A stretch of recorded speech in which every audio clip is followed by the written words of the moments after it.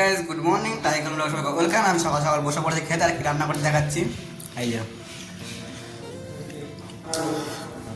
আর কিছু রান্না করিনি, যেহেতু সকালবেলা সবিন ভাজছিলাম, পুরো গায়ে সবিন রান্না করতে পারিনি। সেরকম বসে যে আলু সত্য ভাজি খেয়ে নিই আজকে। দুঃখের কথা কাকে বলবো, আমি কাকেই কাউকে বলি না, শুধু তোমাদেরকে বলি। যদি তোমরা দেখো না সেটা কোনো বলেছে না, আজকে খেয়ে নিই তারপর দেখছি। আমি এখন অর্ডারের পাল্লা এটা এখন পেস্টিং করবো, দেখা যাক কি পেস্টিং করে যেটা বড় হয়েছে। আর এখন অনেক 4টে বেজে গেছে। আর এই অর্ডার মানে শুধু ফ্রেম করে আর কিছু সেরকম কিছু করি না। আর এটাই এখন পেস্টিং করবো। আর এটা সকালের পাল্লাগুলো করছিলাম, আর দেখা যাচ্ছে কি করছি না করছি। আর আমার কাজ বাজ মোটামুটি সব শেষ হয়ে গেছে মোটামুটি। আর আজকে যে টিভিটা মোটামুটি অনেকটা কমপ্লিট, কালকে শুধু ফিনিশিং টাচ করলে এটা পুরো কমপ্লিট হয়ে যাবে, সেট হয়ে যাবে। আর যেটা মেন আমি এটা করছিলাম আজকে কাজ, এইটা করছিলাম। আর এগুলো আরও টুকটাক অনেক কিছু কাজ করছিলাম, সেটা আমার ভরসা না ভরসা গেল।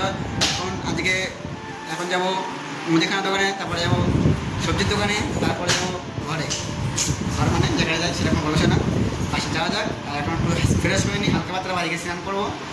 আর তারপরে দেখা যাচ্ছে কী করা যায় না, রান্না বান্না দিয়ে কী করি না করি সেটা কোনো জানি না, এখন ঠিক নেই, কিন্তু কিছু তো একটা করবো।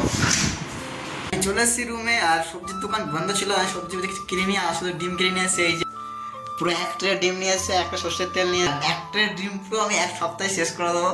যেহেতু আমি সামনের সপ্তাহে বাড়ি যাচ্ছি, আমি গ্রামের বাড়িতে, যেহেতু গ্রামের বাড়ি আমার, সেটা বলছে না, এগুলো তো ভালো বাড়ি থাকে সেটা কোনো বেরোছে না। আর যাচ্ছি 1 সপ্তাহ পর, যদি 1 সপ্তাহ পর হোলি আছে, হোলি হোলি হোলি হোলি খেলে আর রং খেলে আর এই রং, সেটা কোনো বড় বিষয় না, রং তো খেলতেই হবে।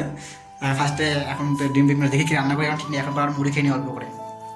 এখন আমি যাবো রান্না করতে যেতে দেখি আমার চাল শেষ হয়ে গেছে। আর আমি যাবো ফার্স্টে দোকানে, দেখি দোকান খোলা আছে কি না। আমাদের 10টা বাজে গেছে অলরেডি, কিন্তু আশা করি দোকান খোলা হবে। আমি এখন যাবো না, ফার্স্টে যাবো দিদিভাই খেয়ে দিয়ে, তারপর যাবো দোকানে। যদি দিদিভাই খেয়ে দিয়ে চাল যাবো, তো না রান্না করবো না, সেখানে দিদিভাই খেয়ে দিয়ে তারপরে যাবো দোকানে চাল আনতে। চাল দোকান খোলা থাকবে, তো আমি যেতে তো 11টা বেজে যাবে দোকানে। আর দোকান খোলা থাকলে ভালো, না থাকলে রান্না করবো না, সেটা কোনো বড় বিষয় না। পাশে দেখে আগে দিদিভাই যাবে স্টার্টিংয়ে। দিদিভাই খাওয়া দাওয়া কমপ্লিট করে আর নিয়ে চলে এসেছি চাল নিয়ে এসেছি 5 কেজি করে চাল এসেছি, বেশি আনি না, আমার শেষে আমার আনি, সেটা কোনো বলেছে না। আর এখন চাল ঢালি ফার্স্ট স্টার্টিংয়ে। আর আজকের ব্লগটা এখানে শেষ হবে। Good night, bye, tata.